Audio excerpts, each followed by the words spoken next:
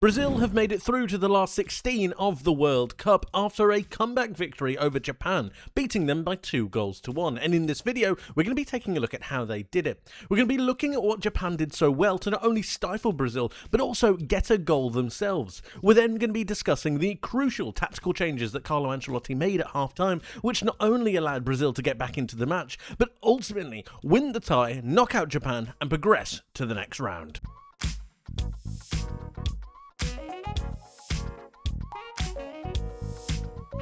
Brazil began the game with a 4-3-3, Paquetá and Bruno Guimarães as two attacking eights, while Casemiro was the defensive midfielder that would pick the ball up off the centre-backs once Brazil got into their natural shape. But up against Japan's 3-4-2-1 formation, they started to find some problems, and that was in the way that they were asking their individual players to occupy and do certain roles. Because when they went forwards, they pushed their two wide players inside. This is because of the overlapping runs of both fullbacks, but also to try and congest the centre of the park. The problem that they had against this was with Japan's 5-4-1 defensive block. It prevented them from really getting in between the lines. Japan were incredibly good from a defensive point of view, and they stopped the space in these inside channels, preventing Brazil from getting the ball into their more attacking flair players as much as they would like to, and it meant that the ball ended up getting turned over, allowing for Japan to go and create some meaningful counterattacks. Take this as an example. Brazil are looking to go forwards, but look at the positioning of both of their wingers, Ryan and Vini. They are moving inside, and this is to occupy and punish the space between the centre-back and the wing-back. The problem is this is almost playing into Japan's hands with how defensively solid and resolute they are. And here you've got a decent idea of what that Japan 5-4-1 looks like. It's just settling into shape as Brazil begin to progress their attack. As we move forwards, you've got Gabriel looking to punch the ball into these central areas, but there is barely any space. Look at the amount of players in and around Paquetá. There's far too many, not only Japan players, but also Brazil players. There's barely any space to really work from. Here is a much better example as well of that Japan 5-4-1. As it progresses, Paquetá gets the ball and tries to lay it off towards Cunha, but look at the response of these Japanese players. It's absolutely fantastic, and it prevents these Brazilian midfielders from being able to get any kind of time or space in front of goal, especially to try and get a shot off. And then they can't even find the pass into one of their two main forwards because of that Japanese reaction.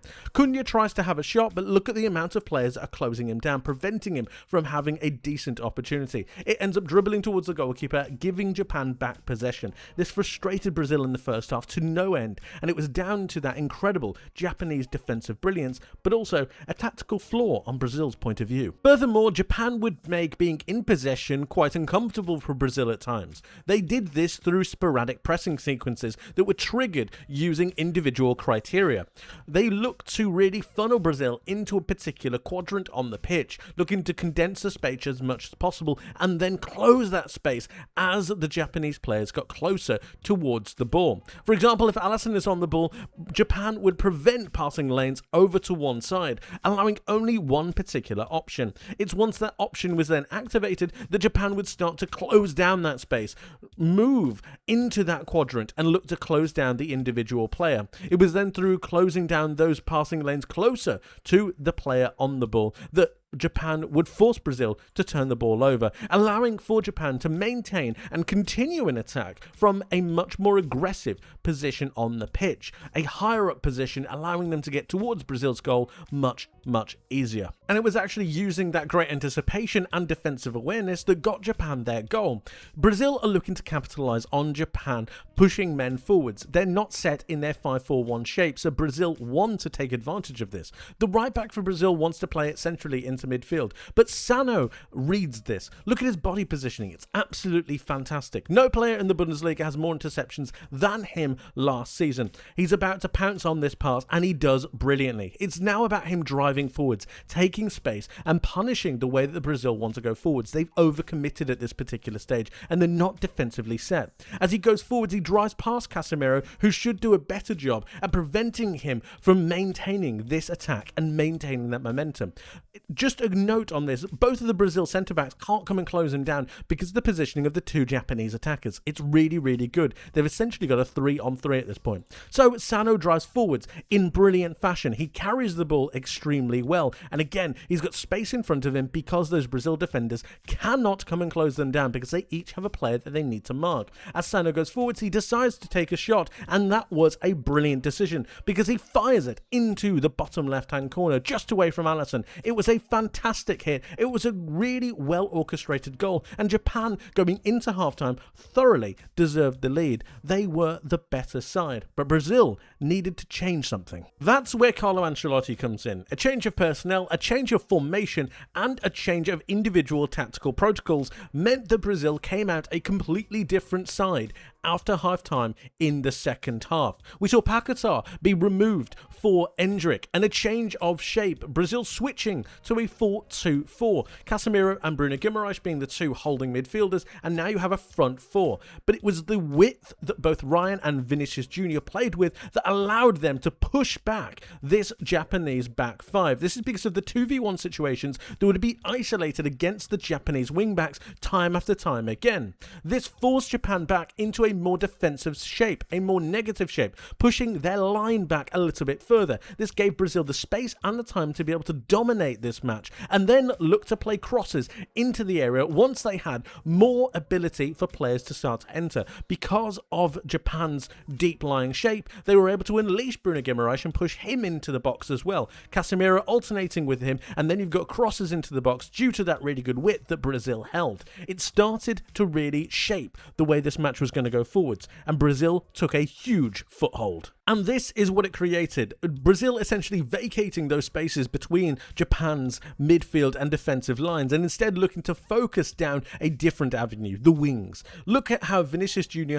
and the Brazil fullback are creating a 2v1 situation against the Japanese right wing back. Then you've got Ryan on the other side holding his width. He's going to be supported by the Brazilian right back in just a second. This gave Brazil a huge foothold, but then you've still got the potency of both Cunha and Endrick in those central areas.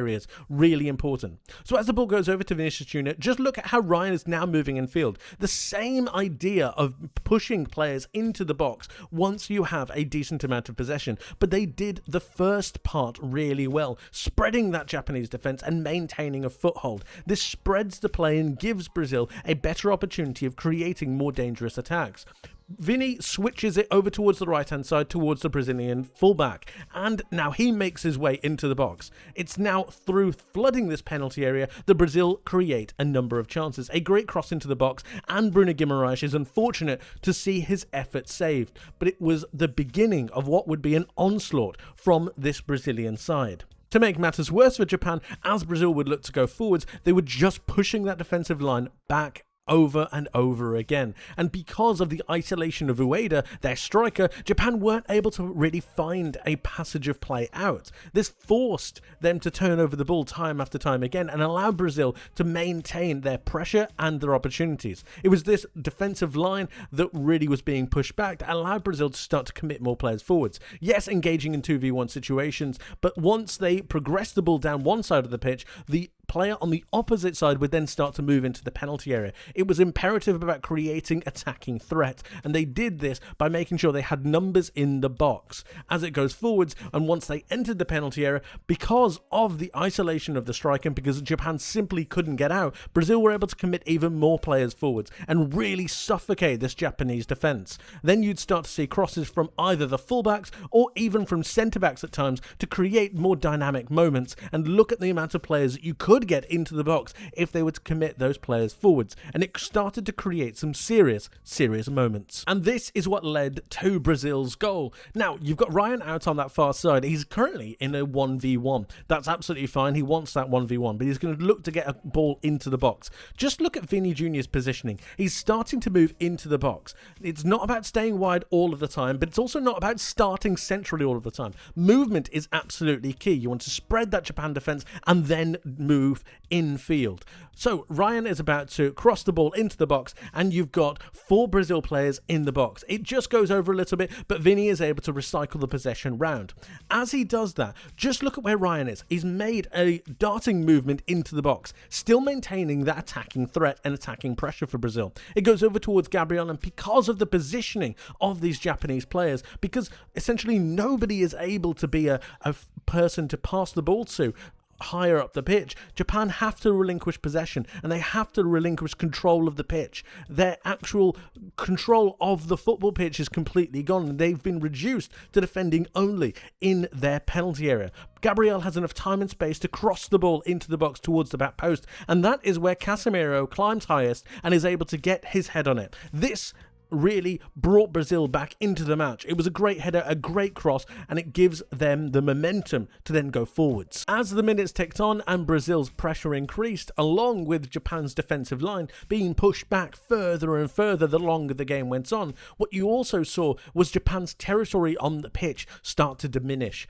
As the minutes continued to progress forwards, you saw Japan failing to have a real foothold within the game, not only from a possession point of view, but then from a pitch territory point of view. It was through this that meant that if Brazil were to lose the ball and lose possession, but Japan were to pick it up, Japan would be forced to either kick it long into touch or to try and play out, but they couldn't because of the amount of Brazil players that were around them. It was through this that Brazil were able to create extremely high turnovers really close to the Japanese penalty area, and from that they were able to create moments that would look to win them the game. And that is how Brazil get their second goal, the goal that wins them the match. You've got Japan turning over the ball here. They win the ball back. But now look at this. There's no one to pass to. There's no real player that they have to go forwards. This gives Brazil encouragement, and they close down Tanaka and then turn over the ball themselves. It's from this point that they now have an extremely dangerous situation. Japan aren't set, and they were looking to progress forwards.